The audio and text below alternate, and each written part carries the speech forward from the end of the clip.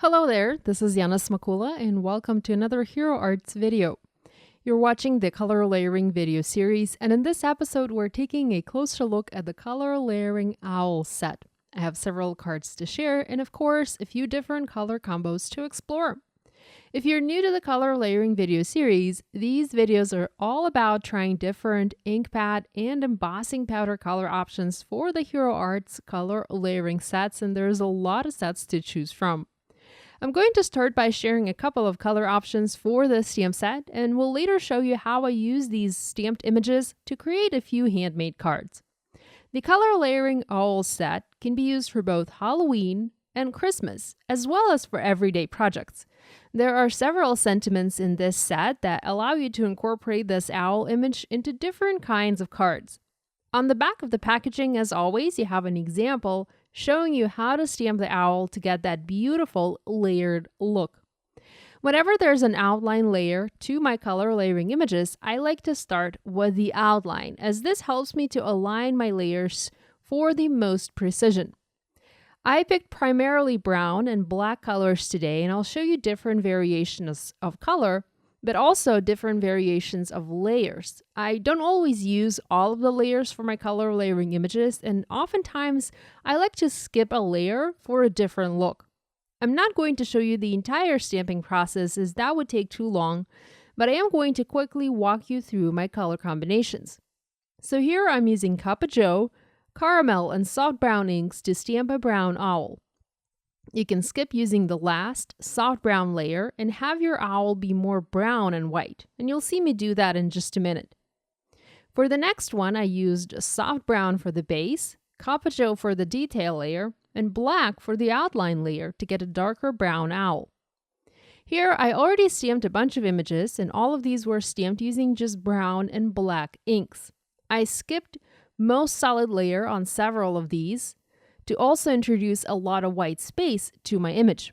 It's a neat trick and especially helpful if you don't have enough ink colors in your stash to stamp every layer.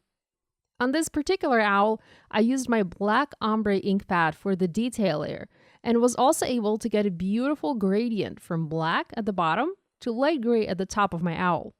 I also want to use the same trick with my brown ombre ink pad. I always ink up my images so that the lightest of the three colors from the ombre ink pad is at the top of my image and the darkest is at the bottom. Just one impression, just one ink pad, and you can already see how much detail it has. I think I'll just add an outline to this image and we'll skip stamping the solid layer altogether. So have fun with your color layering sets, go outside the box, break the rules, and use your stamps the way you want them to use. Hero Arts has a coordinating die available for this owl, so I used mine to cut a few of the birds out to use for my cards. I also stamped and cut out several branches using my black and brown ombre inks. Time to make a few projects.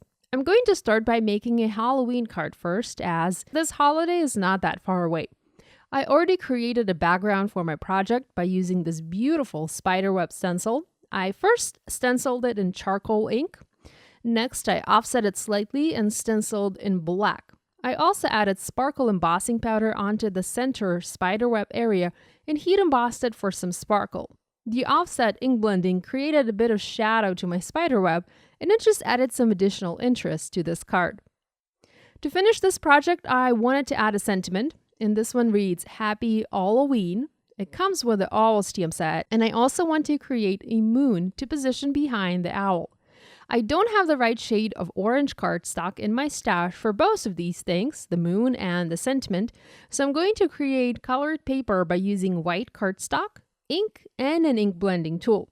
Here I have my ombre Serengeti sunset ink pad from Hero Arts. I just had it sitting on my desk from a previous project, so I reached for it instead of reaching out for a full-size orange pad. And I'm going to blend this ink onto a piece of white paper to have enough room to heat emboss the sentiment and also to die cut a circle that would represent the moon for my card.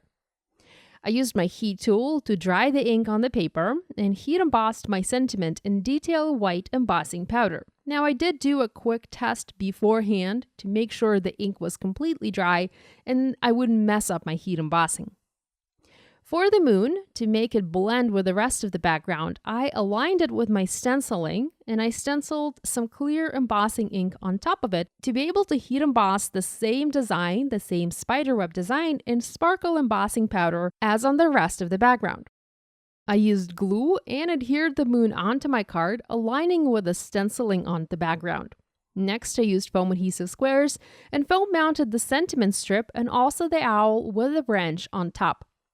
Lastly, I used some sequins from the Ombre Sunshine sequin mix and I embellished this card. I forgot to mention that I adhered the background onto an A2 side folding card base made out of white paper, and that finished my color layering all Halloween card.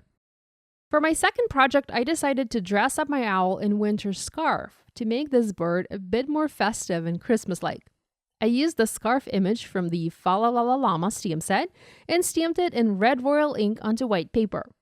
There isn't a die for this image as it is part of the llama, so I just used my scissors and I carefully cut it out, leaving a small white border around it. It ended up being the perfect size for my owl. I wanted to use "I'll be home for the holidays" sentiment for this card, so I looked for an appropriate background for this card and decided to use the urban skyline. I stamped it in forever green ink, covering the entire front of my A2 card. Next, I die cut a partial circle out of white paper and I adhered it onto the background, creating a placeholder for my owl. I foam mounted my owl, the branch, and the scarf on top. I also heat embossed my sentiment in white embossing powder onto red paper, which was made in the same way as the orange paper for my previous card. I only used white cardstock today, and all of the colored cardstock that you see was created by using my ink pads and ink blending tools in white paper. I also used some sequins from the Poinsettia sequin mix to dress up this project. For my last card for today, I used the beautiful hand-drawn snowflake background stamp and I heat embossed it in white on white. Next, I blended navy ink to create a deep blue night sky background. I used a light hand in some sections and a heavy hand in other sections to get some color variation. I also sprayed this with white iridescent shimmer spray for some beautiful holiday sparkle. I die cut a circle out of white paper to work as a white moon, and also as a placeholder for my owl. I adhered it onto the background and I foam mounted my owl, branch, and sentiment in place. This time I used "You're All I Want for Christmas" message and I heat embossed it in white onto green paper created using forever green ink. Lastly, I embellished this card using the Frost sequin mix. Here's a quick look at all of the owl cards I have for you today. I hope this video has given you some fun ideas to try with your color layering owl stamp set from Hero Arts. I hope you enjoyed watching this episode from the Color Layering with Yana video series. Be sure to stop by next month for the next episode. As always, if you have questions, please leave them in the comments section on YouTube or on the Hero Arts blog. Thanks so much for watching. I'll see you next time. Bye!